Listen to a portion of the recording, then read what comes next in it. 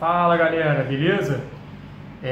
Para quem não me conhece, sou o professor Alexandre Salim, sou professor de Direito Tributário para concurso público e professor de Matemática para o Enem e para os demais vestibulares do país. Bom, esse final de semana foi a prova para o ICMS de Santa Catarina, né? Prova para auditor fiscal lá, provaça, concursaço, pô, sensacional. E eu vou corrigir agora rapidamente com vocês a prova de Direito Tributário. Foi uma prova que integrou a P2, né, no segundo dia. Foram 20 questões, na minha visão, nível médio.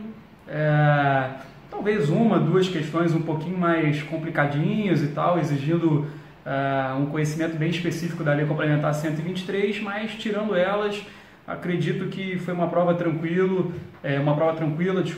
não ofereceu grandes dificuldades não, né?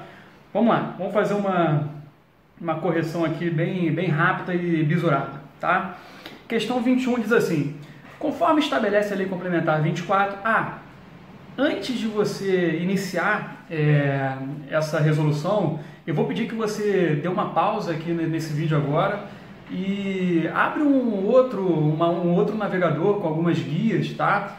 Cada guia com um dispositivo legal que a gente vai precisar para poder resolver essa prova. Então eu te diria o seguinte: pega uma guiazinha, uma aba daquela e bota a Constituição Federal, pega uma outra aba, bota o CTN, pega uma outra aba, bota Lei Complementar 24, pega a Lei Complementar 160, Lei Complementar 105, Lei Complementar 116, deixa eu ver aqui se tem mais alguma, acredito que não.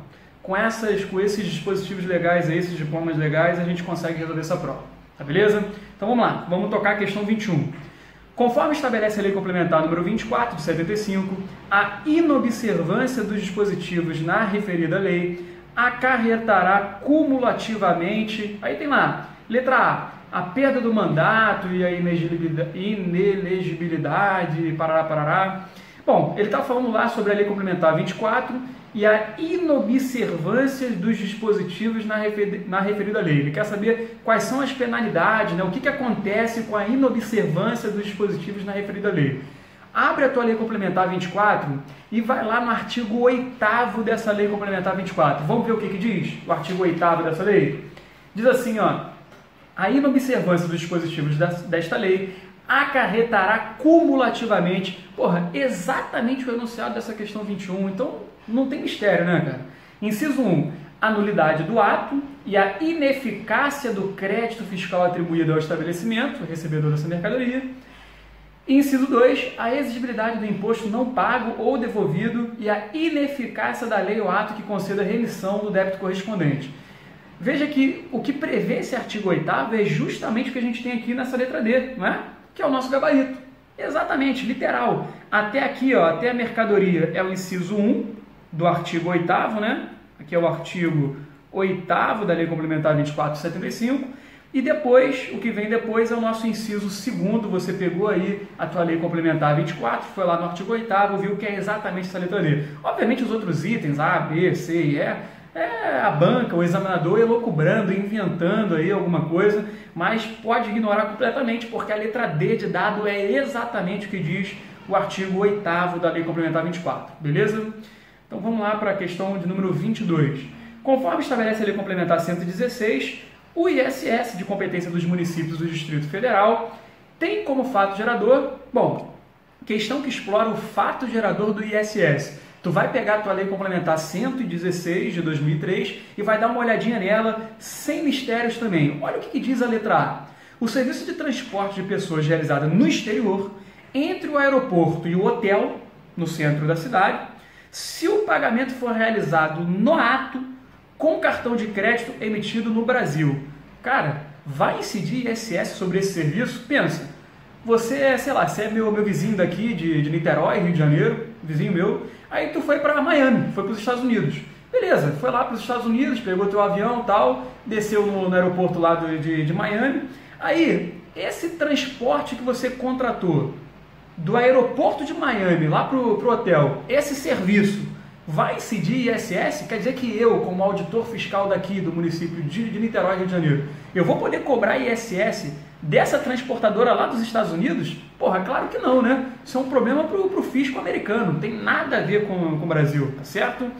Beleza, letra B. A prestação de serviço de saúde, assistência médica e congêneres, serviço esse que está previsto na lista, se não me falha a memória, está no item 4, né? Dá uma conferida aí na Lei Complementar 116, mas se não me engano é o item 4.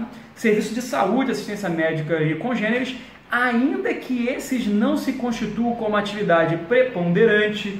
A pergunta é, precisa ser atividade preponderante para incidir ISS? Não. Não precisa ser atividade preponderante, não precisa ter habitualidade. Se você prestar esse serviço uma única vez que seja, já vai incidir, já vai ser fato gerador do ISS. É o que diz o artigo 1º da Lei Complementar 116. Pega ela aí, cadê? Cadê o artigo 1º da Lei Complementar 116? Dá uma olhada, abre ela aí e vê o que diz. Diz assim, ó, o ISS de competência dos municípios do Distrito Federal tem como fato gerador a prestação de serviços constantes na lista anexa, ainda que esses serviços não constituam atividade preponderante. Ainda que não constitua atividade preponderante. Então é justamente o que está escrito aqui, ó. Ainda que não constitua atividade preponderante. Letra B. Beleza? Olha essa letra C. A prestação de serviços de qualquer natureza, desde que esses se constituam como atividade preponderante. Acabamos de ver que não, né? Não precisa ser atividade preponderante. Então está errada essa letra C. Os serviços de transporte, seguro, instalação, montagem e conserto de mercadoria vendida na condição entregue e instalada. Pessoal, nesse caso aqui não tem ISS, é ICMS sobre tudo. Se você compra essa mercadoria e já paga, já incluindo tudo, frete, instalação, montagem, não tem que se falar em ISS, vai ser ICMS sobre tudo. Você só vai pagar ISS sobre esse serviço, só vai incidir ISS sobre o serviço se você comprar essa mercadoria sem instalação, sem montagem, e aí você contrata uma prestadora só para fazer essa instalação, essa montagem, ou você contrata uma prestadora para poder fazer esse transporte municipal. Aí nesses casos incidiria ISS. Do contrário, se você já comprou essa mercadoria incluindo tudo, é ICMS sobre tudo, não tem que se falar em ISS, tá? E letra E. A prestação de serviços em relação de emprego dos trabalhadores avulsos, dos diretores e membros do Conselho Consultivo e do Conselho Fiscal de Sociedades e Fundações, bem como dos sócios gerentes, dos gerentes delegados. Pode parar, né? Você já sabe que esse caso aqui é um caso de não incidência. Está escrito lá, ó, não incide no artigo 2º. Dá uma olhada no artigo 2º da Lei Complementar 116 que eu tinha pedido para você abrir. Dá uma olhada lá. Está escrito artigo 2º, não incide ISS, não incide ISS sobre, vai lá no inciso 2, quero que tu pegue o inciso 2, o inciso 2 está escrito justamente isso, ó, a prestação de serviço em relação de emprego dos trabalhadores avulsos, dos diretores e membros do Conselho Consultivo, exatamente o que está escrito aqui, ó. Então não incide, resposta portanto, letra B de bola, B de bola, beleza, questão 23, vamos que vamos. Conforme estabelece a Lei Complementar número 160 de 2017, os estados e o Distrito Federal podem. Pessoal, essa questão 23 explora essa Lei Complementar 160, já vou pedir para você abrir ela, né? Já deixa essa Lei Complementar 160 aí aberta. Essa Lei Complementar 160, ela veio para quê? Ela veio para tentar regular a questão da guerra fiscal de ICMS entre os estados, né? A gente sabe que muitos estados já estavam concedendo benefícios fiscais sem observar aquilo que está escrito na Lei Complementar 24 de 75, aquele procedimento que está lá, né? E aí, como são benefícios fiscais que têm muito interesse para a economia, tanto dos estados quanto a economia nacional, veio essa Lei Complementar 160 para tentar resolver isso, para tentar dar remissão desses créditos tributários que já foram, né, objeto de benefício fiscal, só que dado de maneira incorreta, veio para agora ratificar esses benefícios fiscais que foram dados de maneiras incorretas, desde que obedecido lá o procedimento que está na Lei Complementar 160, veio para permitir que se prorrogue esses benefícios dados aí de maneira incorreta, aí dependendo de qual atividade for, pode ser por 15 anos, prorrogar por 8 anos, enfim, Essa lei complementar trouxe ainda punições para quem agora, a partir de agora, conceder benefícios fiscais de maneira incorreta, sem observar o procedimento adequado. Então essa lei complementar trata desses assuntos, tá? E aí, essa questão 23, ela diz lá na letra A, a gente tem que pegar qual que é o item correto. Na letra A diz assim, ó: nos termos da lei complementar 24, celebrar convênios com voto favorável de no mínimo 2/3 dos presentes, tomando doravante desnecessária a votação unânime de todos os estados para aprovar os referidos convênios. Pessoal, nos termos da lei complementar 24, pega a tua lei complementar 24. Se ela tá falando da lei complementar 24, pega ela. Lá no teu artigo, deixa eu ver aqui, ó. Qual é o artigo? Artigo 2º, parágrafo 2º. Artigo 2º, parágrafo 2º. Pega lá sua lei complementar 24, abre no artigo 2º, parágrafo 2º. Vem dizendo assim, ó: a concessão de benefícios dependerá sempre da decisão unânime dos estados. Então não tem essa de desnecessária. Não, é necessária a votação unânime, sim, dos estados para poder aprovar esses convênios concedendo benefícios. Tá beleza? Nos termos da lei complementar 24. É claro que muitos estados não observaram esse procedimento. Aí veio a lei complementar 160 para tentar dar uma marretada nessa história. Mas nos termos da lei complementar 24, que é o que está escrito ali, precisa sim de votação unânime. Tá errada essa letra A. Beleza? Letra B. Mediante acordo entre eles, conceder benefícios tributários sem precisar atender às restrições previstas nos artigos 14 e 16. Não, 16 não. Realmente tem esse dispositivo lá na nossa lei complementar 160, mas ela só diz que está dispensada de atender às restrições do artigo 14 da LRF. Essa lei complementar 101 aqui é a famosa Lei de Responsabilidade Fiscal, tá? É só você pegar o artigo 4º da Lei Complementar 160, abre aí a Lei Complementar 160, vai lá no artigo 4º, vem dizendo justamente isso daí, ó. São afastadas as restrições decorrentes da aplicação do artigo 14 da LRF. Artigo 16 não, artigo 14. Então está errada a letra B. A letra C diz assim: mediante convênio, conceder remissão de débitos tributários relativos a ICMS, beleza, IPVA e TCMD tem nada a ver, porra. IPVA e TCMD não tem nada a ver. Ele está tratando, essa lei complementar 160 para tratar da guerra fiscal de ICMS, tá? Nada a ver com IPVA e TCMD. Então, caguei para essa letra C. Letra D. Mediante acordo entre eles, revogar e restituir benefícios fiscais relativos ao ISS, sem precisar submeter tais atos à respectiva Assembleia e ao Tribunal de Contas do Estado da União. Pessoal, olha só, o Tribunal de Contas da União, do Estado obviamente vai observar também, mas da União tem inclusive um dispositivo que diz expressamente que o TCU vai tomar conta disso daí, para que a União possa punir aqueles estados que a partir de agora concedam benefícios fiscais sem observar esse procedimento. Dá uma olhada lá na Lei Complementar 160 também, no artigo 6º, parágrafo 3º. O que diz lá o artigo 6º, parágrafo 3º? Compete ao Tribunal de Contas da União verificar a aplicação pela União da sanção prevista no caput. Então o caput prevê lá a sanção para aqueles estados que não observem o procedimento necessário para poder conceder esses benefícios fiscais. Tá beleza? Então o TCU vai ficar olhando isso. É claro que o TCE vai observar também. Se o Estado estiver abrindo mão de receita sem observar o procedimento correto, o Tribunal de Contas dos Estados vão atuar nisso sem dúvida nenhuma. Beleza? Então esse item aqui está errado, furado. Letra E. Mediante convênio, remitir créditos tributários decorrentes de benefícios fiscais instituídos por legislação estadual, publicada até a data de início de produção da referida lei complementar, em desacordo com o dispositivo da linha G do inciso 12, parágrafo 2º do artigo 155 da Constituição Federal. O que quer dizer isso daí, esse dispositivo doido aí? Esse dispositivo é o que diz lá que para conceder benefício fiscal vai ter lei complementar regulando isso. E de fato tem a lei complementar 24 de 75 que regula esse procedimento.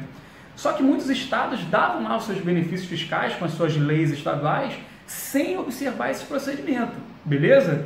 E aí o que fez essa Lei Complementar 160?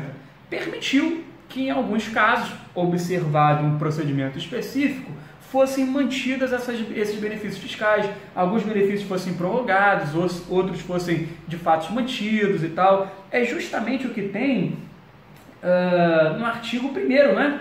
Justamente no artigo 1º dessa Lei Complementar 160. Pega lá essa Lei Complementar 160, que eu tinha pedido para você abrir. Vai lá no artigo 1º. O que diz o artigo 1º?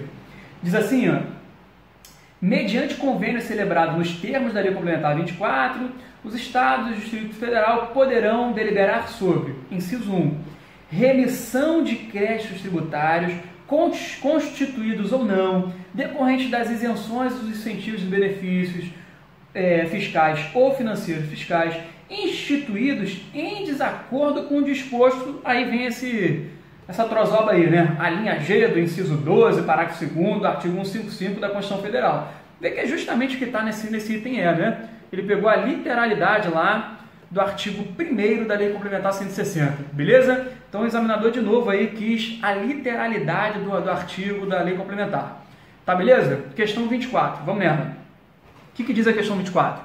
Conforme estabelece a Lei Complementar 105, essa Lei Complementar 105, eu tinha pedido para você abrir também, é que trata da quebra do sigilo financeiro, né?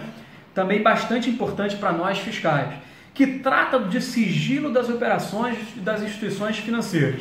Aí, diz lá na letra A o seguinte: os agentes fiscais tributários dos estados somente poderão examinar documentos, livros e registros de instituições financeiras quando houver processo administrativo instaurado ou procedimento fiscal em curso. É isso, cara. É justamente o que está escrito lá no artigo 6º. Eu não posso sair pegando extrato, sair vendo o que você consumiu com o teu cartão de crédito. Até tenho condições de fazer isso, né?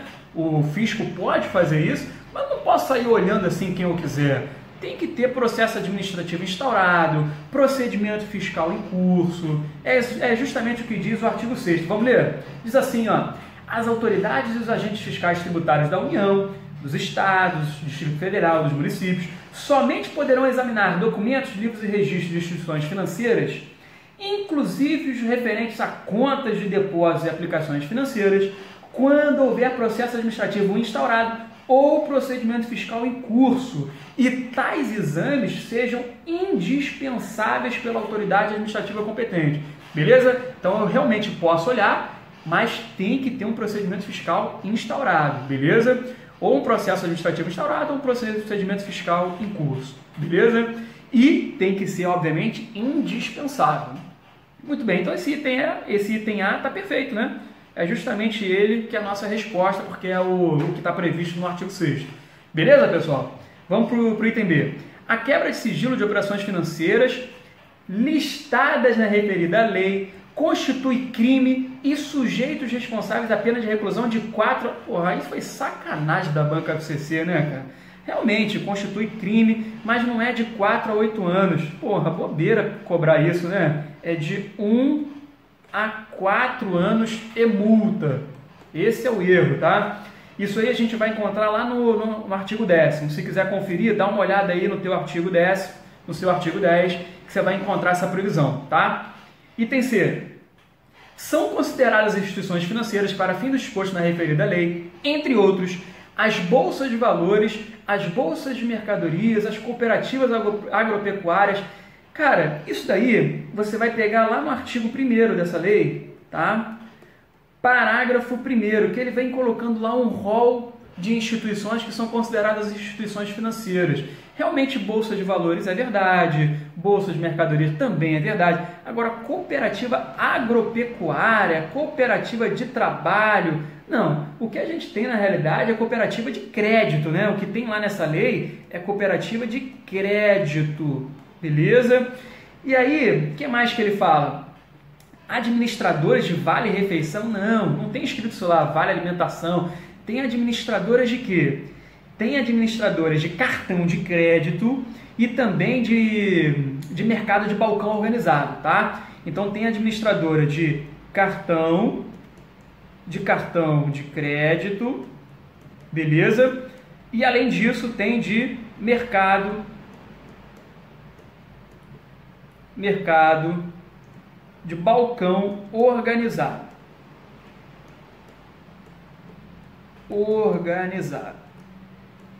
Beleza, pessoal? Então, item C errado. Item D. A quebra de sigilo poderá ser decretada por autoridade policial ou judicial para apuração de ilícito penal apenas se tal ilícito for de natureza grave ou gravíssimo. Pessoal, ser decretada por policial, vai ser decretada por autoridade judicial, né? Para ter essa decretação. E apenas se tal ilícito for de natureza grave ou gravíssima, é isso mesmo? É claro que não pode ser qualquer ilícito, né? Mas dá uma olhada lá no artigo 1º, parágrafo 4º da Lei Complementar 105. Deixa eu pegar aqui para a gente poder ler. Vamos lá. O que diz o parágrafo 4º? A quebra de sigilo poderá ser decretada quando necessária para a apuração de ocorrência de qualquer ilícito em qualquer fase de inquérito ou de processo judicial, e especialmente nos seguintes crimes. Aí ele coloca lá: terrorismo, tráfico de ilícito substância entorpecente, contrabando, tráfico de armas e por aí vai, contra o sistema financeiro nacional, contra a administração pública, parará. Mas veja que ele vem dizendo que pode ser decretada quando necessária para a apuração de ocorrência de qualquer ilícito, em qualquer fase do inquérito e do processo judicial. É claro que esse qualquer aí que o legislador colocou, se você combinar, se você interpretar essa lei como um todo, você vai ver que não é qualquer, assim, tem que ser indispensável, tem que ser aquele você precisa dessa informação de cunho financeiro, protegida pelo sigilo financeiro, e ela é indispensável para você poder apurar esse ilícito, tá beleza? Mas aí quando ele diz aqui, ó, se for de natureza grave, gravíssima, não é isso que a lei fala, né? Não é isso. Inclusive ela coloca lá um rol de um montão de ilícitos que seriam possíveis, tá? Então letra D tá errada também. E a letra E, prestação de informações por parte das instituições financeiras destinada a instruir inquéritos e apurar responsabilidade por infrações depende de prévia autorização do Poder Judiciário, qualquer que seja a pessoa e objeto da apuração. Não, ele fala lá, quando ele fala de depende prévia autorização do Poder Judiciário, ele vem dizendo que é para servidor público, quer ver? Dá uma olhada, questão 24, dá uma olhada no artigo 3º dessa lei, ó, artigo 3º, parágrafo 1º, pega aí que eu pego aqui para poder ler, pega aí, diz assim, ó: depende de prévia autorização do Poder Judiciário a prestação de informações e o fornecimento de documentos sigilosos solicitados por comissão de inquérito administrativo destinada a apurar responsabilidade de servidor público por infração praticada no exercício de suas atribuições. Então não é qualquer pessoa, não é qualquer atividade, não, é servidor público por infração praticada no exercício de suas atribuições. Então depende de prévia autorização do Poder Judiciário esse caso aí, beleza? É bem claro, o parágrafo 1º diz claramente que é servidor público, por infração praticada no exercício de suas atribuições, ou que tem relação com suas atribuições do cargo em que se encontra investido, beleza? Então esse é o erro aí dessa letra E. Tranquilo, pessoal? Vamos de 25? O que diz a questão 25? A Constituição Federal estabelece uma série de limitações ao poder do Estado de tributar. Dentre estas limitações, a Constituição veda. O que a Constituição veda? Muito bem. Vamos ver o que diz a nossa letra A? A União, os Estados, o Distrito Federal e municípios veda o quê? Exigir, aumentar, isentar, remitir tributo sem lei que o estabeleça. Porra, cara, molezinha, essa é a resposta, né? Isso aqui é o princípio da legalidade. Princípio da legalidade tributária. Vem cá, eu posso exigir, aumentar, isentar, remitir tributo sem lei que o estabeleça? Não, tem que ter lei. No direito tributário, rege o princípio da legalidade, não é isso? Então, já marquei essa letra A aí sem sombra de dúvidas. Letra B. Aos municípios estabelecer limitação ao tráfego de veículos por meio de pedágio. Não, o que a Constituição veda é estabelecer limitação ao tráfego de pessoas, não é de veículo. E mais, ela coloca uma exceção, olha, exceção, pode cobrar pedágio. Então não é isso daqui, ó. Vedar cobrar pedágio, não, nada disso não. Pega lá o artigo 154 da Constituição Federal. Vai lá na tua Constituição Federal, vai no artigo 150, inciso 4. O que vem dizendo ele? Deixa eu ler aqui, ó. 4 não, né? Acho que é 5. 155, desculpa. 155, vem dizendo assim, ó. Estabelecer limitações ao tráfico de pessoas ou bens.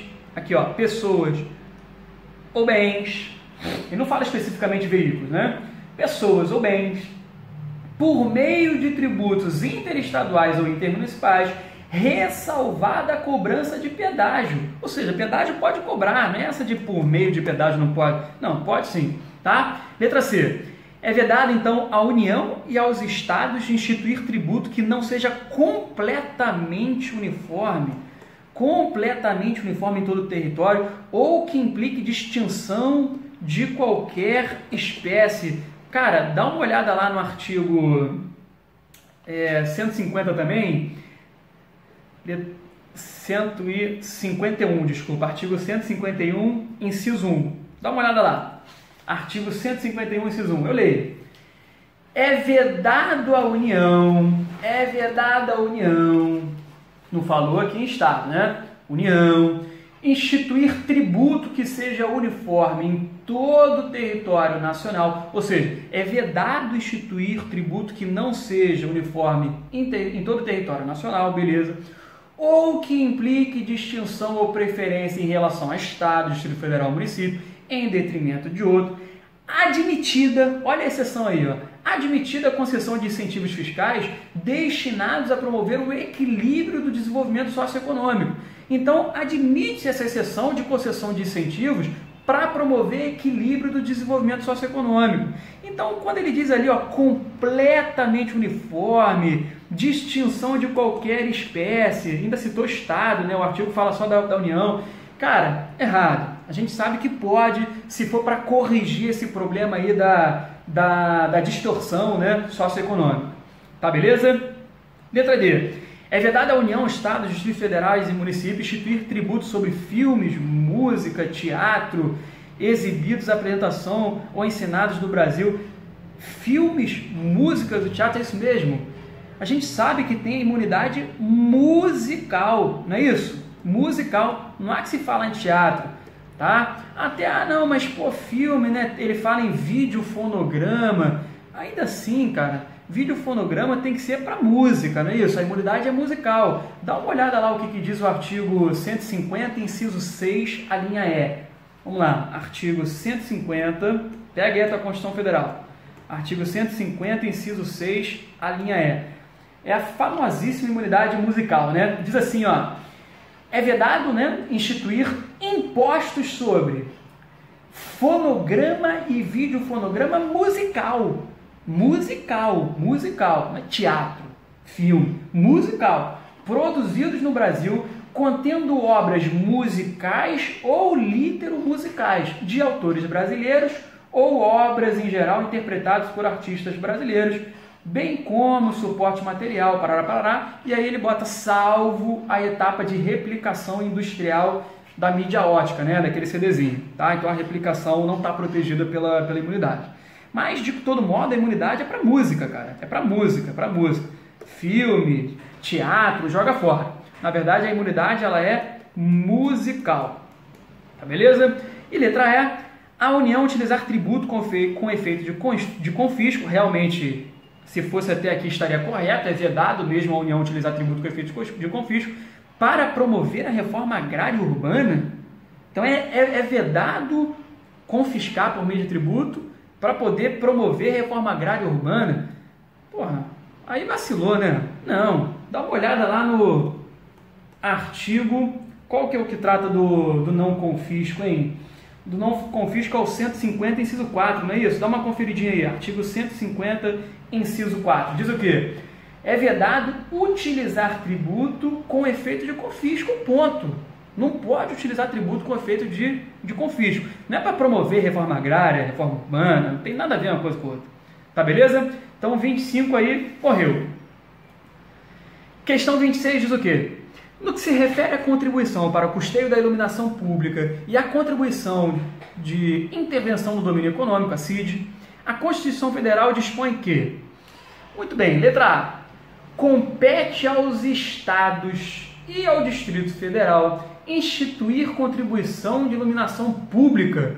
Peraí, cara, quem é que pode instituir a CIP, hein? Contribuição de iluminação pública? Município e Distrito Federal, não é estado. Estado não, é município e Distrito Federal. Só pegar lá o artigo 149A da Constituição Federal. Só pegar lá, beleza? Item B. A contribuição para custeio da iluminação pública não pode incidir sobre receita de exportação. Misturou tudo, né? O que não pode incidir sobre receita de exportação é a CID. É a contribuição lá de intervenção no domínio econômico e tal. A contribuição social não pode. Agora, iluminação pública não tem nada a ver com receita de exportação. A iluminação pública é para custear a iluminação pública. Não, nada a ver. Vacilou aqui nessa letra B, nada a ver, tá? Letra C. Compete à União e Estados instituir contribuição de intervenção? Não. Compete exclusivamente à União. Só pegar lá o artigo 149. Dá uma lida lá no artigo 149. Quer que eu leia? Diz assim, ó. Compete exclusivamente à União instituir contribuições sociais, de intervenção no domínio econômico. Então, pega lá na tua Constituição Federal, artigo 149, diz lá, exclusivamente à União. Então, joga fora. Letra D. A CID pode incidir nas importações, beleza, pode mesmo, e nas exportações, não, porra, nas exportações não. Pega lá o artigo 149 da Constituição, parágrafo 2º, inciso 1º. O que vem escrito nele lá? Pega lá para mim. Diz assim, ó, não incidirão sobre as receitas decorrentes de exportação. O parágrafo 2º estava dizendo que as contribuições sociais e a CID, tá? Então, contribuição social e CID não incidirá sobre receita decorrente de exportação. Tá errado. E letra E. Compete aos municípios instituir a contribuição referente à iluminação pública, a CIP, e compete à União instituir a CID. É isso, né? Se você der uma lidinha no artigo 149, tu vai ver lá que é exclusivo da União instituir contribuição social e CID. E também é exclusivo dos municípios e do Distrito Federal instituir a CIP, aquela contribuição para custear a iluminação pública, tá beleza? Tá safa aí a questão 26, molezinho? Vamos à questão de número 27. O que diz aí a questão de número 27? Conforme estabelece a Lei Complementar 123 de 2006, que instituiu o Estatuto Nacional das Microempresas e da Empresa de Pequeno Porte, as microempresas e empresas de pequeno porte, repetiu aí, né? Tem direito a tratamento diferenciado e favorecido, especialmente no que se refere à apuração e recolhimento dos impostos e contribuições da União, dos Estados, do Distrito Federal e dos municípios, mediante regime único de arrecadação, beleza, você sabe, né? Simples Nacional. O recolhimento mensal no âmbito do regime especial unificado, Simples Nacional, aí vem lá. Letra A. Inclui, entre outros tributos, todo o ISS. Esse todo o ISS a gente já não gostou, né? Porque a gente sabe que tem exceção, lá o ISS importação, tem umas exceções. Eu sei que essa Lei Complementar 123 é difícil da gente memorizar tudo, tem muitos e muitos detalhes, mas pô, cara, você lembra muito bem que tem umas exceções, tem alguns casos lá de ICMS que não estão abarcados pela Lei Complementar 123, você sabe disso. Tem alguns casos de ISS que também não estão. Então todo ISS já foi ruim. E esse todo ICMS devido também ruim, parte do IRPJ devido, beleza, é verdade, mas não inclui PIS e COFINS? Não, inclui sim, inclui PIS e COFINS também, então esse item A joga fora, tá? Não inclui o ITR, verdade, não tem ITR, Simples Nacional não inclui ITR, IPTU e TCMD, realmente não inclui, mas inclui IRPJ, realmente inclui, IRPF? Não. Pessoa física não. Simples Nacional, pô. Não. CSLL realmente inclui. CID inclui? Não, CID não está lá, né? CID tá dizendo que não inclui. PIS, COFINS, beleza, inclui. Tranquilo? Então tá errado aqui, ele meteu IRPF, meteu CID, não, joga fora. Simples Nacional tem isso não. Inclui, entre outros tributos, o ICMS, mas não exclui, ele diz aqui, ó, não exclui a cobrança de ICMS em algumas situações. Ou seja, não é todo o ICMS que está abarcado pelo Simples Nacional. Tem alguns casos em que não inclui, como, por exemplo, importação, operações sujeitas à substituição tributária, operações sujeitas à antecipação tributária. Perfeito, é isso aqui mesmo. Essa letra C, você vai encontrar ela onde, hein? Pega lá, para mim, o artigo 13. Vai lá no artigo 13 da Lei Complementar 123. Deixa eu ver se eu pego aqui também para poder dar uma lida nela. Diz assim, ó. O Simples Nacional implica o recolhimento mensal mediante documento único de arrecadação dos seguintes impostos e contribuições. Aí ele vem dizendo lá, né? IRPJ, IPI, CSLL, vem trazendo tudo quanto é tributo que inclui na sistemática do Simples Nacional. Não é isso? Só que eu vou querer que tu pegue para mim, cadê o dispositivo que trata desse ICMS aí, que ele bota fora ele. Vamos procurar aqui. Olha lá. Vai aonde? Vai no parágrafo 1º desse artigo 13. Busca lá para mim o parágrafo 1º. Inciso 13. Abre ele aí e busca lá. Inciso 13. E a linha A. A linha A.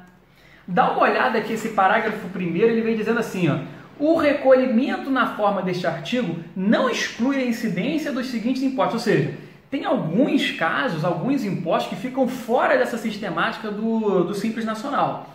E aí no inciso 13, ele bota lá, ó, ICMS devido, e tem a linha A, nas operações sujeitas a regime de substituição tributária, é o que tá aí, substituição tributária, tributação concentrada, é aquele caso lá do ICMS monofásico, sujeitos ao regime de antecipação, é o que a banca colocou lá, recolhimento do imposto de ferramentas de tributação, envolvendo combustível e lubrificantes, enfim, ele traz justamente essas possibilidades aí, tá? Muito bem.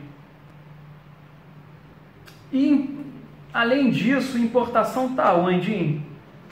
O ICMS importação, ele traz também fora, ó, quer ver? Vamos procurar aqui o inciso que diz isso, hein? Tá lá, ó, o inciso C, inciso D, né? Aqui, ó.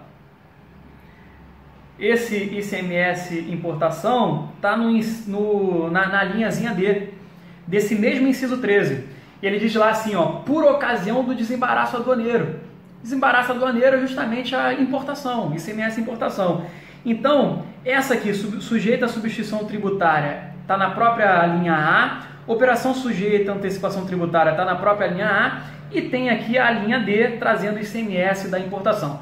Esses são casos do ICMS em que não ficam lá com a forma simplificada, beleza? Com o regime do Simples Nacional. Letra D. Inclui, entre outros tributos, ISS, verdade, ICMS, IRPJ, IRPF não, né? IOF? Não, IOF também não. Mas não inclui o FGTS, realmente não inclui, o ITR também não inclui, não inclui o CSLL? Inclui sim, tá? E letra E, não inclui IRPJ? Porra, inclui sim. CSLL inclui sim. Mas inclui o ISS, realmente inclui. O ICMS, o PIS, PASEP, CID. Não, CID não. CID não inclui não. CID sai fora dela. CID não inclui não. Tá beleza? Para você saber isso daí, cara, tem que pegar o artigo 13 e dar uma olhada nesse artigo 13. Beleza, gente? Tranquilo? Questãozinha chata, uma decorebazinha, mas faz parte. Questão 28. Vamos de questão 28? O que diz aí a nossa questão 28? Uma parte do produto da arrecadação do ICMS pertence aos municípios, a gente sabe disso. Que parte é essa, hein? É 1/4 da arrecadação do ICMS. 25% do que se arrecada do ICMS vai para o município. Assim, conforme estabelece a Constituição Federal, letra A parte que pertence aos municípios é 22,5%? Não, a gente sabe que é 25%. Você vai encontrar isso aí lá na Constituição Federal, gente, no artigo, pega lá para mim o artigo 158, inciso 4, tá? O artigo 158, inciso 4, vem dizendo essa sistemática, que é 25%. Letra B. Compete aos municípios brasileiros 1/4 da arrecadação de ICMS, beleza, é isso mesmo, 1/4, 25%, sendo que o critério de divisão é fixado por lei complementar federal, é isso mesmo? E o valor transferido pelo Tesouro Nacional até o dia 10 de cada... Não, peraí, cara, peraí, não. O que diz a Constituição Federal? A Constituição Federal diz 25% vai para o município, beleza até aqui? Dá uma olhada lá.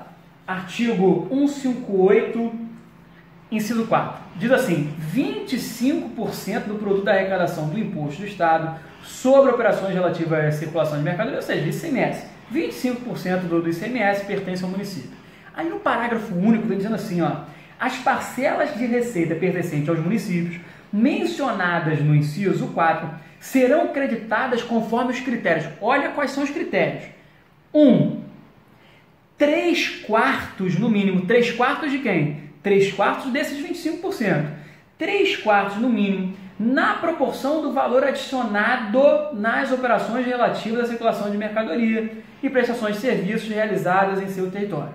Então ele já disse que o critério é 25% pertence aos municípios, não é isso? E desses 25%, eu sei o quê? 3/4 no mínimo, é sobre o valor adicionado, beleza? E aí, os outros 1/4 no máximo, vai ser o quê? Dá uma lida no inciso 2. Até 1/4, de acordo com o que dispuser a lei estadual, ou, no caso de territórios, obviamente, lei federal. Então, assim, ó, 1/4 é lei estadual. No Brasil não tem território federal. Se tivesse território federal, seria lei federal pro território federal, tá? Então, 1/4 vai ser definido em lei estadual. Não vem dizendo lei complementar federal nenhuma. A própria Constituição já vem estabelecendo isso daí, tá beleza? Então, joga fora esse item B. Item C. Compete aos municípios 1/5 do valor? Não. 1/5 não. 1/4, 25%. Letra D. A parte que pertence aos municípios é de 25%. Beleza, começou bonito. E o critério para a divisão deste valor entre os municípios é 75%, ou seja, 3/4, previsto na própria Constituição, e 25%, 1/4, conforme dispuser a lei estadual, ó, lei de cada estado. É esse item mesmo. Mas Salim, peraí, pô, ele falou 75%, ele não falou 3/4, porra, é a mesma coisa. Ah, mas ele não disse que é no mínimo 3/4, ele falou só até 75%, só falou 3/4. Ele não disse no mínimo. Mas tá certo, cara, tá certo. O que a Constituição Federal disse é que 75%, 3/4, tem que ser sobre o valor adicionado. Isso é no mínimo. Se você quiser mais, quem vai dizer isso é a lei estadual, tá certo? O que a Constituição garante é que 3/4 é sobre o valor adicionado. Pode ser até mais, mas para ser mais, vai ser por meio de lei estadual. É justamente o que está escrito aqui, ó. Beleza? Então, 75% está previsto na própria Constituição e os outros 25% é a lei estadual que vai dizer. Você vai querer mais um pouquinho sobre o valor adicionado e o restante sobre um outro critério lá que invente e tal, mas está perfeito, é isso mesmo, é a letra D. Beleza? E a letra E? Compete aos municípios 25% da arrecadação, tá certa, ocorrida em seus territórios, apurada conforme previsto em lei complementar. Não fala de lei complementar, não. Apurada conforme a própria Constituição disse, 75% tem que ser sobre o valor adicionado e os outros 25% a lei estadual é que vai definir, beleza? Então matamos aí a questão 28. Vamos que vamos, tomar aqui uma pausinha para um cafezinho para dar um gás, ó. Já tá até gelado o cafezinho, tô falando aqui sem parar, esqueci do meu cafezinho ali. Vamos lá, questão 29. Conforme estabelece o CTN, Código Tributário Nacional, pega o teu CTN, que agora a banca FCC quer cobrar algumas questões aí do próprio CTN, e a FCC quis cobrar literalidade, muitas questões aí literais mesmo, tá? Então vamos de questão 29. Conforme estabelecido o CTN, a natureza específica do tributo é determinada... Peraí, tu já sabe. Natureza específica do tributo é determinada pelo fato gerador. Tá lá, ó. Só pegar o artigo 4º. Pega o artigo 4º do teu CTN. Vamos lá, vamos ler o artigo 4º. Vamos ler junto. Diz assim, ó. A natureza jurídica específica do tributo é determinada pelo fato gerador. Está escrito lá, ó, pelo fato gerador da respectiva obrigação, sendo irrelevantes para qualificá-la a denominação e demais características formais. Inciso 2. A destinação legal do produto da arrecadação. Então não interessa a denominação, não interessa formalidades, destinação legal dessa receita, caga para isso. Para a natureza específica do tributo, o que interessa é o fato gerador. Se tiver o município lá de Cabo Bró do Brejo, que escreva lá assim, ó, essa lei é instituidora da taxa cobrada sobre prestação de serviço de qualquer natureza. Taxa? Não é taxa. Você sabe que prestação de serviço é fato gerador de imposto. Então, o que você sabe é que essa lei, na verdade, é instituidora de imposto. Vai cagar para essa denominação, é imposto. O que determina a natureza específica de um tributo é o fato gerador. Tu vai ler o fato gerador. Se for um fato gerador de imposto, é imposto. Se for fato gerador de taxa, é taxa. De contribuição de melhoria, é contribuição de melhoria. Então, beleza, isso aí, gente. A natureza específica do tributo é definida pelo fato gerador. Tá beleza? Então, letra E é o que diz justamente isso aí, né? A literalidade do nosso artigo 4º. Caga, não é pela alíquota, não é pelo Poder Judiciário, caguei pro Poder Judiciário, pelo legislador não. A autoridade fazendária, eu vou dizer lá, não, isso aqui é uma taxa, não. Pelo fato gerador, tá? Artigo 4º do CTN. Muito bem, questão 30. Conforme estabelece a Constituição Federal, cabe à lei complementar dispor sobre conflitos de competência tributária. Nesse sentido, o CTN dispõe que a competência tributária... Qual é o artigo que trata de competência tributária, hein, gente? Pega lá, vai no teu artigo 7º e dá uma lida nele. Vamos ler o artigo 7º? Diz assim, ó. A competência tributária é indelegável. Já começa por aí. Competência tributária é indelegável. A competência que a Constituição deu lá para a União, para poder instituir determinados tributos, deu para o Estado para instituir determinados tributos, essa competência tributária é indelegável. O que você pode delegar é a capacidade tributária ativa. Quer ver? Vamos ler. Então, a competência tributária é indelegável, salvo atribuições das funções de arrecadar ou fiscalizar tributos, ou de executar leis, serviços, atos ou decisões administrativas em matéria tributária. Isso a gente chama de capacidade tributária ativa, tá? A doutrina chama assim. Conferida por uma pessoa jurídica de direito público a outra. Não pode pegar a capacidade tributária ativa, ou seja, capacidade para fiscalizar, para executar as leis e tal. Tu não pode pegar essa capacidade, esses poderes e delegar para uma pessoa jurídica de direito privado. Não pode. Tem que delegar a pessoa jurídica de direito público, beleza? Muito bem, o que diz aí então? Diz lá então, letra A, vamos pegar a nossa questão, número 30. A competência tributária ela é plena, realmente ela é plena, beleza?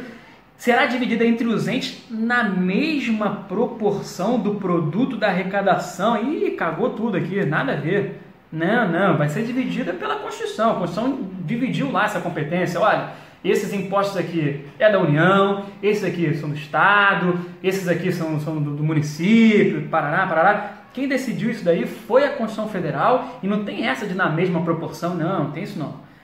A competência tributária, letra B, né? A competência tributária é indelegável, beleza, começou bem.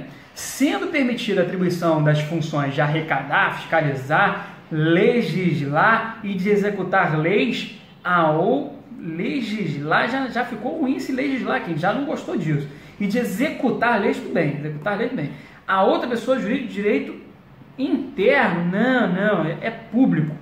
pode delegar a capacidade tributária ativa a outra pessoa de direito público, tá? Beleza. Letra C, é indelegável, muito bem, é indelegável, sendo permitida a atribuição das funções de fiscalizar tributos e de executar leis, serviços, atos, decisões administrativas em matéria tributária a outra pessoa jurídica de direito público. Perfeito. É exatamente o que diz o artigo 7º que a gente leu agora, né? Aí aqui, ó, letra D, é delegável, já cagou, é plena, beleza, é ilimitada, beleza, é delegável, não, delegável não, indelegável, beleza? Então, artigo 30 aí, questão 30 aí, morreu. C de casa, bonita. Questão de número 31, vamos na 31. Questão 31, voltou para a Lei Complementar 123. Porra, o examinador gostou de cobrar Simples Nacional, hein? Conforme estabelece a Lei Complementar 123, os contribuintes optantes pelo regime de Simples Nacional devem recolher o tributo devido no âmbito do regime mediante documento de arrecadação único.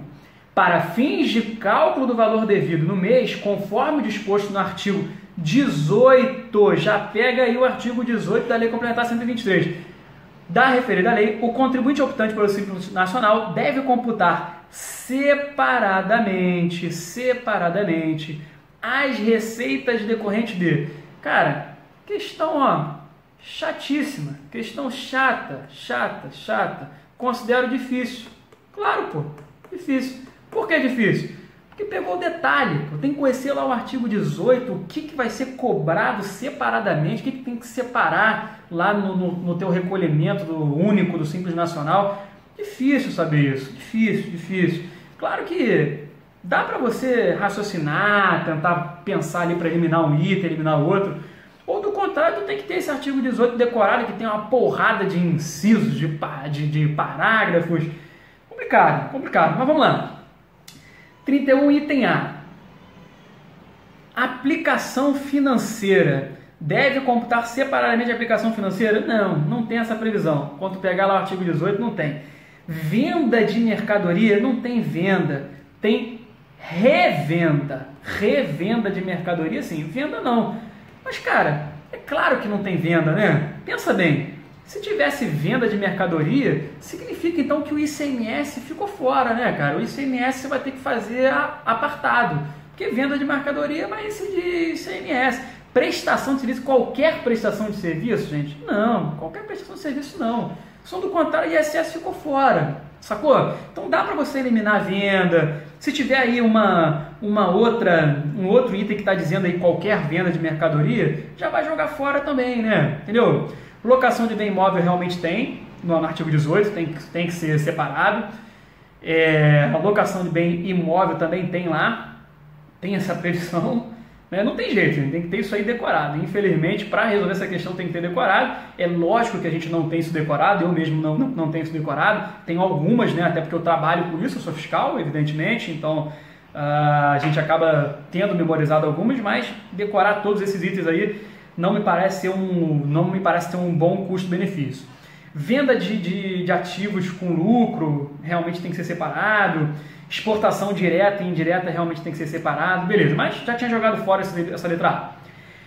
Muito bem, letra B. Vendas realizadas e recebidas de novo, né? Qualquer venda realizada, não, né? Então já joga fora. É assim que você tinha que resolver essa questão.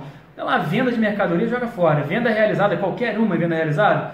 Não, aí não.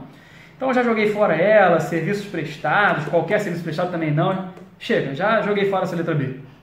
Aí a letra C, revenda de mercadoria. Tudo bem, revenda de mercadoria tem que ser separado mesmo, tá certo. Venda de mercadoria industrializada pelo contribuinte. Essa previsão tem. Vender mercadoria que foi industrializada pelo contribuinte realmente tem que ser separado. Locação de bem imóvel tem que ser, venda de manipulação, né? Medicamento aqui, ó, manipulação também tem que ser separado, de fórmulas pelo contribuinte sob encomenda, mediante prescrição médica, isso aí.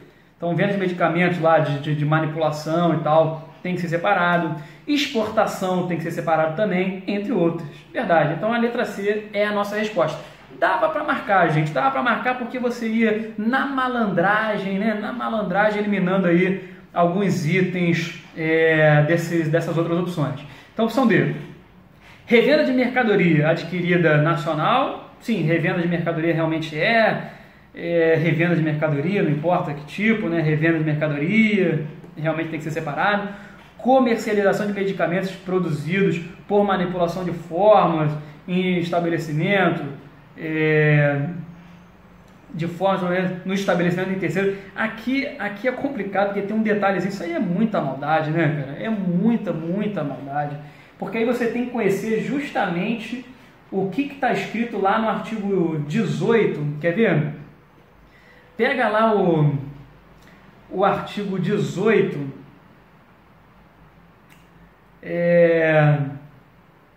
cadê?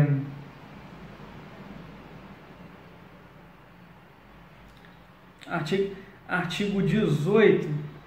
Ah, não, aqui, ó, peguei o erro aqui, ó.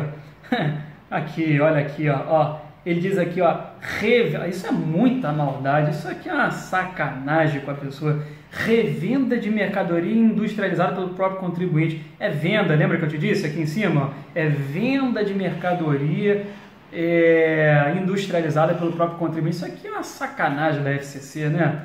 Bobeira cobrar questão assim, decoreba. E letra E, revenda de mercadoria no atacado. Realmente revenda de mercadoria inclui tanto no atacado quanto no varejo. Prestação de serviço não é qualquer prestação de serviço. Locação de bem imóvel sim, tem que ser separado. Locação de bem imóvel também. Enfim, letra C aí é o nosso gabarito, tá beleza? Então questão 31, beleza. Questão 32, vamos que vamos. O que diz essa questão 32 aí?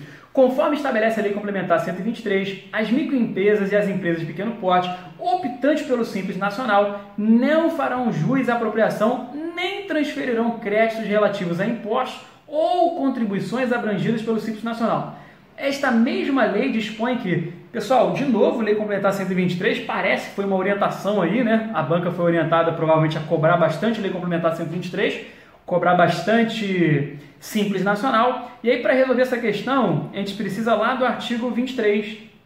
Tem que dar uma olhada no artigo 23. O que diz o artigo 23, hein, do Simples Nacional, da Lei Complementar 123? Diz assim, ó: as microempresas e empresas de pequeno porte, optantes pelo Simples Nacional, não farão jus à apropriação, nem transferirão créditos relativos a impostos e contribuições abrangidos pelo Simples Nacional. Então eles não podem, pessoal que é do Simples Nacional, não pode se utilizar daquela sistemática de aproveitamento de crédito, tá? Não vai poder transferir créditos, tá beleza?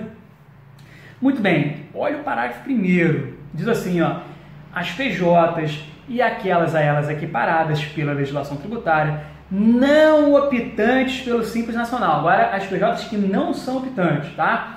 Terão direito ao crédito correspondente ao ICMS incidente sobre as aquisições de mercadorias de microempresas e empresas optantes pelo Simples Nacional.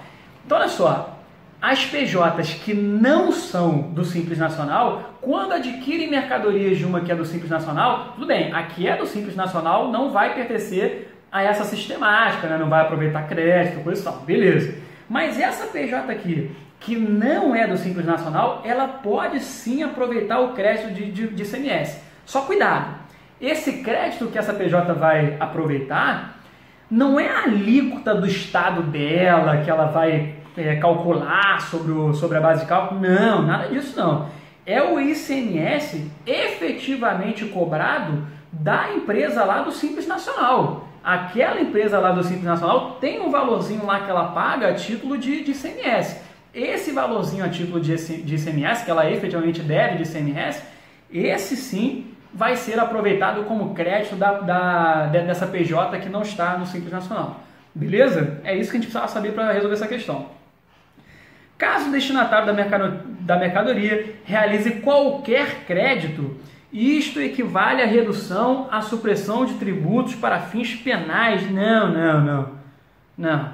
Pode sim, tá? Quando não é do Simples Nacional, vai poder aproveitar aquele que for efetivamente devido pela empresa lá do Simples Nacional. Letra B. O contribuinte do ICMS não optante pelo Simples Nacional terá direito a crédito correspondente ao ICMS incidente sobre as suas aquisições de mercadorias provenientes de empresas do Simples Nacional, desde que destinada à comercialização e industrialização, com saída tributada, claro, no valor do ICMS pago pelo fornecedor em relação à venda. Olha aí, o que ele está dizendo é o seguinte: o fornecedor lá, que é do Simples Nacional, aquele ICMS devido por ele, que ele pagou, aquele ICMS devido por ele, eu posso aproveitar como crédito, eu que não sou do Simples Nacional. Não é o ICMS que eu vou calcular com a alíquota aqui do meu estado, não, tá? Então, perfeito, é essa letra B mesmo. O contribuinte do ICMS que adquirir mercadoria de fornecedor do Simples Nacional poderá se creditar, por ocasião da entrada, do produto do valor da mercadoria pela alíquota interna. Não, acabei de falar que não é isso, tá? É o efetivamente devido pelo maluco lá do Simples Nacional. O contribuinte do IPI, PIS, COFINS poderá se creditar na entrada de mercadoria adquirida fornecedor do Simples Nacional do valor da base de cálculo. É tudo errado, né? Não, contribuinte de ICMS, e não é pelo valor multiplicado de alívio, nada disso, é o devido pelo fornecedor lá, que é do Simples Nacional. O contribuinte do ISS, viajou, ISS não cumulativo, poderá, viajou, nada de ISS, não. Letra B, tá? 33. Conforme o CTN, a responsabilidade por infrações à legislação tributária, cara, para resolver essa questão, literalidade do CTN. Abre aí o teu CTN, bonitinho, pega aí teu CTN e abre lá o artigo 136 do CTN. Vamos ler o que diz o artigo 136? Vamos ver. Diz assim, ó: salvo disposição de lei em contrário, a responsabilidade por infrações da legislação tributária independe da intenção do agente ou do responsável da efetividade, natureza e extensão dos efeitos do ato. Depende da intenção, gente. Infração à legislação tributária não tem essa de ter dolo, não tem essa de ter culpa, e depende de elemento subjetivo. Praticou a infração tributária, vai ter penalidade, ponto. Salvo lei em contrário. Ele não disse salvo legislação em contrário, hein? Cuidado com isso. Salvo lei em contrário, tá beleza? Muito bem, onde é que diz isso daí? Letra A. Independe da intenção do agente ou do responsável e da efetividade, natureza e extensão dos efeitos do ato, exceto se houver lei em sentido contrário. É isso aí, né? Exatamente o que eu falei agora. É a literalidade do artigo 136, beleza? Aí ele diz lá: a responsabilidade por infrações à legislação tributária e comercial depende da... Não depende não, ele não fala em comercial. Por infrações à legislação tributária e penal depende da intenção? Não. Penal depende. Penal realmente depende, tá? É aquela história.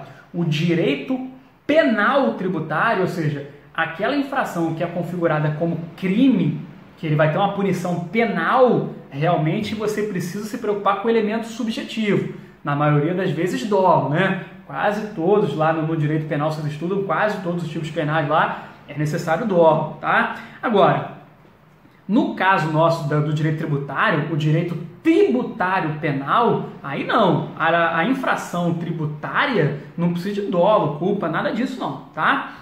Então, beleza, letra C errada. Depende de intenção? Não depende. De civil? Depende da ocorrência? Não depende não, tá? Então, 33, letra A. 34. Conforme o CTN, de novo aí o nosso CTN, no que tange a responsabilidade tributária, a pessoa de direito privado que adquirir de outra, por qualquer título, estabelecimento comercial, industrial ou profissional, e continuar a respectiva exploração, é aquela história da responsabilidade do fundo de comércio, né? Salim, me explica um pouquinho melhor essa questão 34, porque essa questão de responsabilidade, às vezes, eu fico meio confuso. Então, olha só. Tu tem aqui, por exemplo, a padaria, tá? Uma padariazinha, beleza? E aí essa padaria, eu vou chamar de padaria Salim. Padaria Salim. Beleza? Essa padaria Salim, eu estou transferindo essa minha padaria Salim para para uma tal de sociedade Acarajé, que vai assumir esse fundo de comércio, ele vai assumir toda essa padaria, maquinária, vai pegar lá o pessoal, coisa e tal, e vai continuar essa exploração. A tal da Acarajé vai pegar esse fundo de comércio, vai continuar a exploração lá desse fundo, tá beleza? Aí, cara, o que acontece? Acontece que se Salim parar completamente as suas atividades, parei, ó, toma aí essa padaria e pronto, caguei, vou ficar em casa, não quero mais saber de me meter com um negócio de empresariar, tô fora dessa situação aí, vou ficar na minha aqui curtindo, coisa e tal. E aí, se eu parei, a Acarajé responde integralmente pelos créditos tributários devidos por Salim até aquela data dessa transação, beleza? Agora, se dentro de 6 meses, Salim volta a atuar, ainda que em outro ramo, cansei de padaria, agora eu vou abrir um restaurante, ainda que seja outro ramo, se eu voltar dentro desse intervalo de 6 meses, aí o Acarajé vai responder subsidiariamente. O que significa isso? Significa que tem benefício de ordem. Quem responde primeiro é Salim, pelas dívidas da padaria Salim, as dívidas tributárias, responde o Salim lá que agora tá com o restaurante, ele que vai responder pelos créditos tributários, e se não der para cobrar dele, aí sim a Acarajé cobra, a Acarajé paga, tá beleza? E além disso tem que lembrar, pessoal, que se for no curso de um processo de falência, né, ou de uma recuperação judicial, aí não teria responsabilidade nenhuma da Acarajé, tá? Se for falência ou recuperação judicial, aí não. Claro, a não ser que seja uma fraude, né? Se descobrir que tem alguma armação e tal, que é o que a gente vai ver aí ao longo dessa questão, eu vou ler esse artiguinho que trata desse assunto, que é o artigo 133 do CTN. Quando a gente lê esse artigo aí, 133, a gente vai ver lá que tem uma previsãozinha se for fraude, tá? Beleza. Então, vamos começar a resolver? Não, antes de resolver, vamos ler logo esse artigo 133. Diz assim, ó: a pessoa natural ou jurídica de direito privado que adquirir de outra, por qualquer título, fundo de comércio ou estabelecimento comercial, industrial, profissional, e continuar a respectiva exploração, aquela ideia da padaria, né? Adquiriu lá a padaria e continuou fazendo lá a sua padaria. Sob a mesma ou outra razão social, né? Era Salim, passou a ser Acarajé, não tem problema. Ou sob firma ou nome individual, responde pelos tributos relativos ao fundo ou estabelecimento adquirido, devidos até a data do ato. Integralmente, se o alienante, o tal do Salim lá, se o alienante cessar a exploração, tá? Se ele parou completamente, tá fazendo nada, tá coçando em casa. Beleza, aí vai responder integralmente a Acarajé. Agora 2. Subsidiariamente com o alienante, o Acarajé vai ter o benefício de ordem, primeiro responde o Salim. Se Salim, prosseguir na exploração ou iniciar dentro de 6 meses a contar da data da alienação, nova atividade no mesmo ou em outro ramo. Então, se Salim, dentro de 6 meses, faz uma outra atividade ou a mesma atividade, aí o Acarajé responde só subsidiariamente, beleza? E aí, cuidado, cara, que tem lá as exceções, né? O parágrafo 1º diz assim: o disposto no caput não se aplica, 1, em processo de falência, 2, filiar a unidade produtiva isolada em processo de recuperação judicial. Então, falência e recuperação judicial não se aplica. A Acarajé não tem responsabilidade, tá beleza? Ela vai adquirir e tá safo. Agora, não se aplica essa exceção, ou seja, vai sim ter responsabilidade quando o adquirente for sócio da sociedade falida, porque aí é fraude, né? Ele estava lá falindo e aí o próprio sócio da sociedade Salim, o próprio sócio adquiriu. Pô, cheiro de fraude isso aí, né? Que mais? o próprio sócio da sociedade falida de recuperação judicial, parente em linha reta ou colateral até o 4º grau, pede pro filho, pede pro neto, não, você compra lá, a gente vai abrir recuperação judicial da padaria Salim, e aí, filho, você compra lá esse fundo de comércio, que aí tá safo, a gente não vai precisar pagar o crédito tributário. Não, isso é fraude. Então, parente aí, em linha reta ou colateral até 4º grau, vai responder assim mesmo. E 3, se for identificado como agente do falido ou devedor da recuperação judicial com o objetivo de fraudar a sucessão, tá? Beleza? Então vamos lá. Letra A. Não responde pelos tributos devidos, ele está falando o adquirente, tá? A questão fala sobre o adquirente. Não responde pelos tributos devidos pelo alienante ou pelo estabelecimento alienado até a data da compra, se o alienante continuar exercendo a atividade econômica no mesmo ramo ou for declarado falido. Não responde, não. Responde subsidiariamente, foi o que a gente viu aqui, tá? Subsidiariamente. Não responde pelos tributos devidos até a data da compra, se a alienação for judicial. Começou bem. No âmbito do processo de falência, beleza, realmente. Se for em falência, não responde. Exceto se for sócio da sociedade falida, isso aí. Se for sócio, vai responder, né? Parente em linha reta ou colateral até o 4º grau. Beleza, isso mesmo, letra B, correto. Foi exatamente o que a gente discutiu aqui, né? Letra C. Não responde pelos tributos devidos após a compra do estabelecimento adquirido por até 3 anos. Não diz nada disso, não diz 3 anos, não diz não responde, responde sim. Ah, não, ele diz aqui, ó, se o alienante estava falido, aí tudo bem. Se estava falido ou em recuperação judicial, de fato não responde. Mas não tem esse prazo aqui de 3 anos, não tem esse prazo não, tá? Letra D. Responde integralmente pelos tributos devidos até 12 meses da data de aquisição? Não tem isso não. Responde pelos todos os tributos devidos, se não tiverem prescritos, né? Responde, tem nada de 12 meses. Responde integralmente se o alienante, por qualquer motivo, cessar a atividade ou estando em recuperação judicial falir. Beleza, tá quase tudo certo, mas não tem esse negócio de 12 meses não, tá? E responde subsidiariamente pelos tributos devidos até a data da compra. Se o alienante, por qualquer motivo, cessar a atividade, não. Se ele cessar, a responsabilidade é integral, a gente viu lá, né? Integralmente, tá beleza? Então, letra B é a nossa resposta. B de bola, questão 35, vamos de 35? Conforme o CTN, no que se refere a imposto de importação. Então, para aí, se é imposto de importação, vai lá, abre o teu CTN e abre lá o teu artigo 20. Aliás, artigo 19, né? Vamos começar com o artigo 19. Pega lá o artigo 19, que aí tem 19, 20, 21 e 22, se não me engano. Todos eles tratando de imposto de importação, tá? E aí a letra A diz assim: o fato gerador ocorre no momento em que o negócio jurídico estiver definitivamente constituído? Não, pô. Fato gerador de imposto de importação não é quando tiver o negócio jurídico perfeitamente acabado, definitivamente constituído. Nada disso. É com a entrada do produto em território nacional. Quer ver? Lê lá o artigo 19.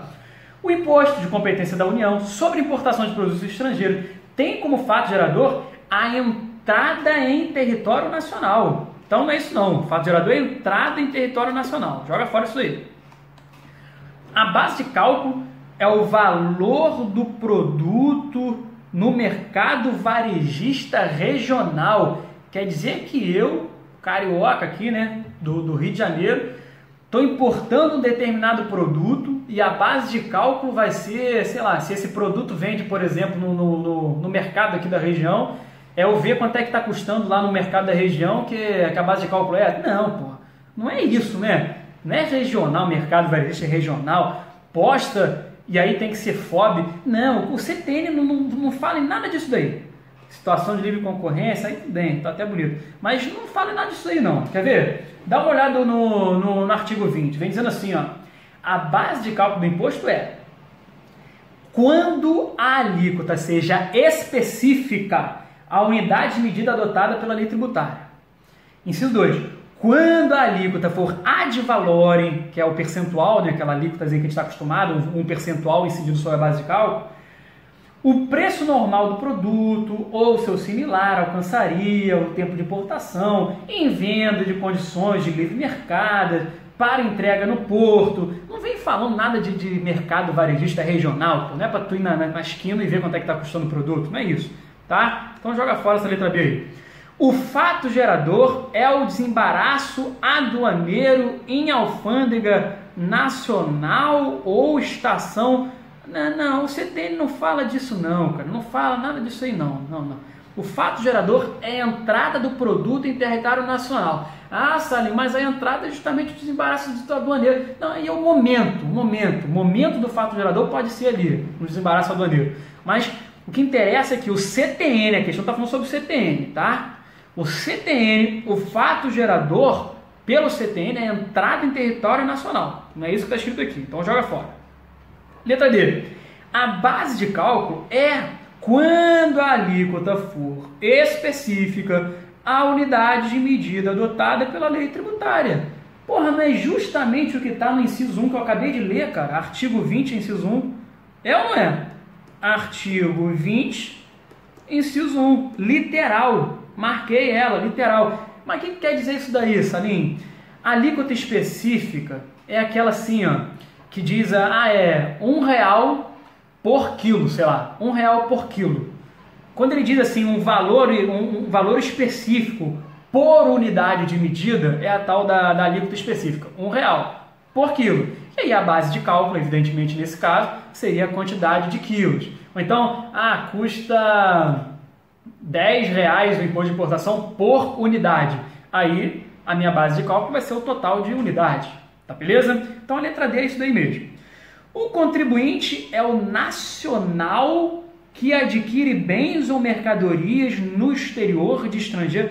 Não, quem disse que o contribuinte é o nacional? O contribuinte é quem importa, pô. Quem compra, ainda que, sei lá, veio um americano para cá. Tá aqui um americano aqui. Aí o americano no Brasil resolve comprar aqui no Brasil um produto lá de Paris, um produto lá dos próprios Estados Unidos. Cara, se esse produto saiu lá dos Estados Unidos e entrou em território nacional, incide imposto de importação, e o cara, ainda que não seja nacional, ele vai ter que pagar, ele é contribuinte, não tem essa história de ser nacional não, tá certo? Se você quiser, é só ler lá o artigo 22 do CTN, pô. Artigo 22 do CTN vem dizendo, o contribuinte do imposto é, inciso 1, o importador ou quem a lei a ele equiparar. Importador. Quer saber se é nacional, se não é nacional? Tô cagando se é nacional. Incide imposto de importação, vai ter que pagar. Beleza? Então, 35, letra D de dado. Tá acabando, tá vendo como é que é tranquilinho? 36. O CTN apresenta os conceitos de sujeito ativo. Quem é sujeito ativo? É a pessoa jurídica de direito público que exige tributo. Deu para entender ou não? Prestou serviço, prestadora de Niterói, ISS é de Niterói, pessoa jurídica de direito público, Niterói, sujeito ativo da cobrança de ISS, Niterói. Sacou? Sujeito passivo, quem paga? Esse aqui é quem paga. Quem recolhe o tributo. Então, na relação jurídica tributária, na relação obrigacional tributária, vai ter um sujeito ativo, que é uma pessoa jurídica de direito público, que vai exigir o tributo, e vai ter um sujeito passivo, que é quem praticou o fato gerador, que vai pagar esse tributo, vai recolher esse tributo. Sacou? Na figura de contribuinte. Ou a lei pode atribuir a um responsável tributário, vai ser sujeito passivo também nesse caso, para poder recolher esse tributo ainda que ele não tenha praticado o fato gerador. Beleza? E solidariedade é quando você tem mais de um sujeito passivo e aí o sujeito ativo, a pessoa de direito público, pode cobrar esse tributo de qualquer um dos sujeitos passivos, independente de ordem, não tem benefício de ordem, pode cobrar de qualquer um deles a totalidade, beleza? Isso é solidariedade. Muito bem, conforme referido o código, pessoas solidariamente obrigadas são aquelas que têm interesse comum na situação que constitua o fato gerador da obrigação principal ou as expressamente designadas por lei. Bonita demais, é exatamente o que diz o artigo 124, cara. Quer ler? Olha lá o artigo 124 do seu CTN, abre lá o seu CTN, pega o artigo 124, cara, pega lá rapidinho, pega lá. Se você pegar o artigo 124, vem dizendo o quê? São solidariamente obrigadas, inciso 1, as pessoas que têm interesse comum na situação que constitua o fato gerador da obrigação principal, inciso 2, as pessoas expressamente designadas por lei. Porra, justamente o que está aqui, né? Bonita, 36 letra A, literal, marquei. Sujeito passivo, letra B, sujeito passivo da obrigação acessória. Obrigação acessória, gente, é a obrigação de prestar informação, de prestar algo ou de deixar de fazer algo. Então é de fazer algo ou deixar de fazer algo, sacou? Obrigação acessória é isso. É positiva, ou seja, ela fazer algo, ou então negativa, deixar de fazer algo, entendeu? Então entregar uma declaração, né? Entregar uma declaração, obrigação acessória, tá? E aquele, então, sujeito passivo de obrigação acessória é aquele que responde com benefício de ordem. Não tem nada a ver. Apenas se o sujeito passivo da obrigação... Não tem nada a ver. Sujeito passivo de obrigação acessória é aquele que está obrigado, por legislação, a prestar uma informação, a prestar uma declaração, a fazer algo ou então deixar de fazer algo, tá certo? C. Sujeito ativo é aquele que planeja e executa o fato gerador? Não! Sujeito ativo é a pessoa jurídica de direito público que exige o tributo, cara. Não é quem pratica o fato gerador, quem pratica o fato gerador é o contribuinte. É um sujeito passivo, tá certo? Então, C é errado. Sujeito solidário é aquele que, em razão do dever legal ou moral, ele é solidário, né? Olha que sacanagem. Legal ou moral, deve responder por débitos em conjunto com o sujeito ativo. Nossa, sujeito ativo é quem exige o tributo. É a União, é o Estado, é o município. Sujeito solidário, em razão do dever moral, pelo amor de nada a ver, responde em... Não. Sujeito solidário é aquele que, de fato, responde pelo tributo em conjunto com outro sujeito passivo, mas porque tem interesse em comum, direto com a obrigação principal, ou porque foi definido assim em lei, tá certo? Então, não.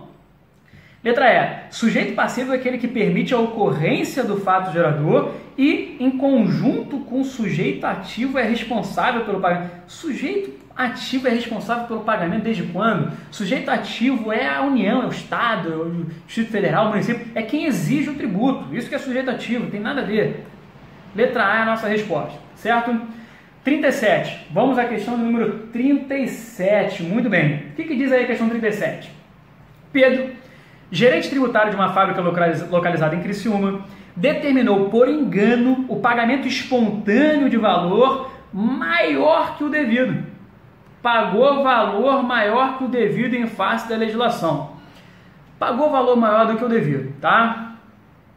Após a realização do pagamento, via transferência bancária, ele constatou o equívoco. Nesse sentido, neste caso, conforme estabelecido pelo CTN, cara, isso é uma questão de restituição, né? Questão de restituição, de repetição de indébito, restituir um valor que o contribuinte pagou a maior. Dá uma lida lá no que diz o artigo 165 do CTN. Vamos ler? Artigo 165 CTN, dá uma olhada lá. Diz assim, ó, o sujeito passivo tem direito, independente de prévio protesto, a restituição total ou parcial do tributo, seja qual for a modalidade de seu pagamento, ressalvado o disposto no parágrafo 4º do artigo 162, nos seguintes casos. Então diz lá, 1. Cobrança ou pagamento espontâneo de tributo indevido ou maior que o devido. Não foi justamente o que essa questão trouxe, esse inciso 1? Pagamento espontâneo de tributo a maior. Então, o pagamento de tributo a maior tem direito à restituição independente de protesto. Vamos ver essa letra A aí. O que diz a letra A? O sujeito passivo, a restituição total do tributo indevidamente recolhido, independente de protesto. É justamente o que diz o 165. 165, inciso 1, né, cara? O cara que pagou a maior, independente de protesto, seja qual for a modalidade de pagamento, ele tem direito à restituição. Vou marcar essa letra sem sombra de dúvidas. Beleza? Letra B. Tem direito à restituição, se realizada, será pelo valor nominal da parcela do tributo pago a mais. Já está esquisito aqui, né? Não é valor nominal, porque se ficou um tempo esse dinheiro a maior pago lá, ficou um tempo com o fisco, tem que sim restituir não só o valor nominal, mas como os acréscimos, tá? Eu vou ler para vocês o artiguinho que fala disso daí, é o artigo 67, né? Dá uma olhada lá no artigo 67, diz justamente isso daí, que paga com os acréscimos. Ele está dizendo sem incluir o valor referente à correção e os juros eventualmente recolhidos. De fato, o artigo 167 não fala em correção, tá, gente? Mas a gente sabe, a doutrina é bem clara e a própria jurisprudência também já falou nesse sentido. Tem que corrigir sim, tá? Tem que corrigir, ainda que o artigo 167 não diga correção monetária, tem que corrigir. E os juros eventualmente recolhidos também tem que restituir, pô. Tem que restituir os juros. Quando o erro independe se o erro foi imputável, sujeito passivo, se não foi imputável, não interessa, tem que restituir, tá? É o que diz o artigo 167. Diz assim o artigo 167. A restituição total ou parcial do tributo dá lugar à restituição na mesma proporção dos juros de mora e das penalidades pecuniárias, salvo referentes a infrações de caráter formal não prejudicadas pela causa da restituição. Claro, pô. Se ele teve lá se ele deixou de entregar uma declaração, sei lá, uma coisa autônoma, e aí foi penalizado por isso, esse valor que ele pagou por essa penalidade, beleza, foi devido, não vai ser restituído. Agora, aquele valor que ele pagou a maior de tributo vai ser restituído, inclusive com juro e com correção monetária, tá? Por mais que o artigo não se refira à correção monetária. Letra C. O sujeito passivo tem o direito de solicitar a restituição do valor indevidamente pago, desde que proteste. Não precisa protestar não. Letra D. A restituição somente poderá ser realizada no exercício seguinte. Nada disso, de imediato. Pagou a maior, pode pedir restituição. Certo? Se a solicitação 15 de novembro, viajou, nada a ver. Justiça do Trabalho, pelo amor de Deus, letra D, nada a ver. Letra E. Direito de pleitear a restituição prescreve em 2 anos da data do pagamento devido. Não, 2 anos não, 5 anos. 5 anos. 5 anos. Onde é que está escrito isso, Salim? Está escrito no artigo 168. Dá uma olhada lá. Artigo 168 do CTN. Vamos ler? Diz assim, ó. O direito de pleitear a restituição extingue-se com o decurso do prazo de 5 anos contados, já em inciso 1. Nas hipóteses do inciso 1 e 2, que é o do pagamento, por exemplo, do pagamento a maior, que é o que trata essa questão. Na hipótese do pagamento a maior, da data da extinção do crédito tributário, ou seja, da data da extinção do pagamento tem 5 anos, não são 2 anos não, tá? Então, 37, letra A. Muito bem, estamos chegando ao fim. 38. Sobre as garantias e privilégios do crédito tributário, o CTN dispõe que... Pessoal, garantias e privilégios. Vamos dar uma lida lá no teu CTN, no artigo, acho que é 187, não é isso? Dá uma olhada lá no artigo 187. O que diz o artigo 187? A cobrança judicial do crédito tributário não é sujeita a concurso de credores ou a habilitação em falência, recuperação judicial, concordata, parará. Muito bem. Então, primeira coisa. Cobrança judicial do crédito tributário não é sujeita a concurso de credores, tá certo? Se estiver dizendo aí outra coisa, a gente vai para marcar errado. E aí depois o parágrafo único diz assim: o concurso de preferência somente se verifica entre PJs de direito público. Aí tem, na seguinte ordem: primeiro paga a União, depois Estado, Distrito Federal e Território, conjuntamente pro rata, Estado, Distrito Federal e Território, depois vem município, conjuntamente, né, os municípios conjuntamente pro rata. Mas concurso de preferência entre as pessoas jurídicas de direito público, tá certo? A regra é, a cobrança judicial do crédito tributário, diz lá no artigo 187, não é sujeita a concurso de preferência, tá? Muito bem. E aí, o que diz a letra A? A cobrança judicial do crédito tributário não é sujeita a concurso de credores. Se parasse aqui, estava certo. Estava certo. É justamente o que diz o artigo 187. Diz o artigo 187. Aqui estava certo. Aí ele botou assim, não é sujeita na seguinte ordem, União, em seguida Estados, Distritos Federais e Municípios conjuntamente pró-rata. Aí cagou, né? Cagou. Não é sujeita na seguinte ordem? Não. Não é sujeita.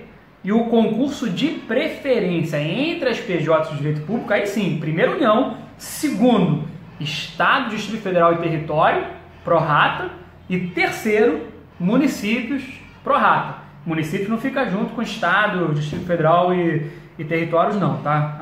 Assim como está escrito nesse item A. Mas de qualquer maneira já estava cagado, não tinha sequer sentido o que estava escrito aí, tá? Letra B. Os créditos tributários decorrentes de fatos geradores ocorridos no curso do processo de falência são sujeitos a concurso de credores e concursais? Não. Esses créditos que ocorrem no curso do processo de falência são considerados extra concursais. Tem sentido aqui não? Credor, concurso? Não é isso não. Dá uma lida no artigo 188 para você entender, ó. Artigo 188 do CTN, diz o quê? Vamos procurar ele aqui.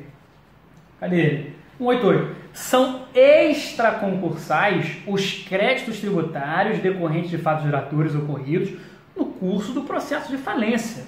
Então, extraconcursais, tá? Joga fora. O crédito tributário tem preferência sobre os créditos extras concursais, e as importâncias passíveis de restituição, inclusive no caso de garantia real. Importância passiva de restituição, não. Inclusive garantia real, não. Vamos ler aqui, ó. Olha lá. Olha o artigo 186, aqui ele está falando de falência, né? Então, olha o artigo 186, parágrafo único. Vamos ver o parágrafo único?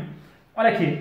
Na falência, que é o que ele quer nesse item C, o crédito tributário não prefere extras concursais,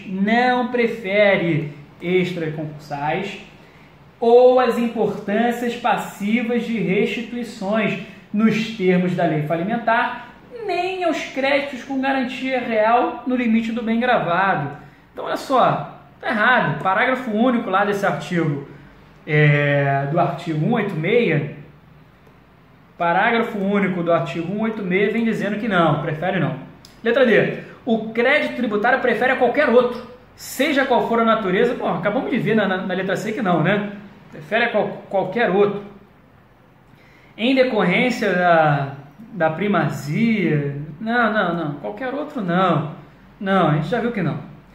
Letra E. A cobrança judicial do crédito tributário não é sujeita a concurso de credores, foi o que a gente viu, né?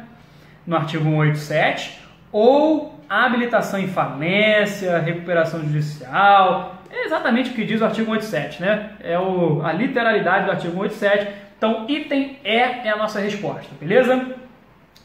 Vamos que vamos, finalizando, questão 39.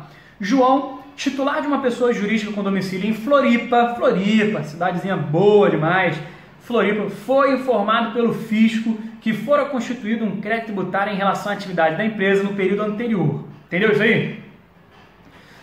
Conforme o CTN, tal crédito terá sua exigibilidade suspensa.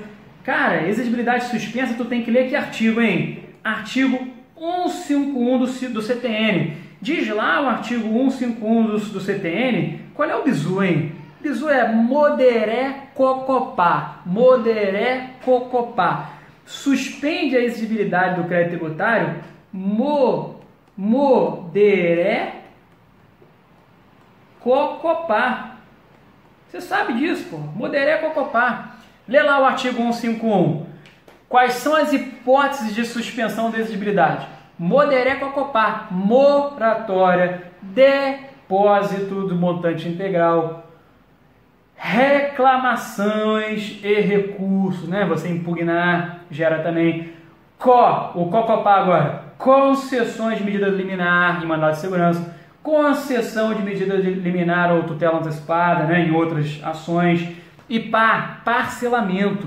Então tem que ter isso, gente, tem que ter moratória, depósito montante integral, reclamação, né, as impugnações, concessão de medida liminar em mandado de segurança, concessão de medida liminar ou antecipação de tutela em outras ações, ou parcelamento. Tem que ter uma dessas hipóteses para poder suspender a exigibilidade do crédito tributário.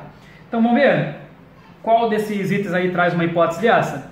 Letra A. Se proposta ação de cobrança, não é moderé com a Copar, não tem moderé com a Copar nisso aqui. Realizada ação de dação e pagamento, não, moderé com a Copar. Não. C. Sobrevier remissão total, não. Não tem moderé com a Copar aqui. Remissão não é esse ré é de reclamação, tem que impugnar, certo? Pela apresentação pelo sujeito passou daqui de recurso, reclamação, no âmbito do processo tributário administrativo nos termos da legislação aplicável, é isso. Entrou com recurso, reclamação, suspende a exigibilidade do crédito tributário. E por ato inequívoco, ainda que extrajudicial, que importe em reconhecimento do débito. Não. Isso aqui é para interromper prescrição, não tem nada a ver. Então, questãozinha moleza, só lembrar do artigo 151, das modalidades lá de suspensão da exigibilidade do crédito tributário, moderé com a Copar. Última questão da nossa provinha.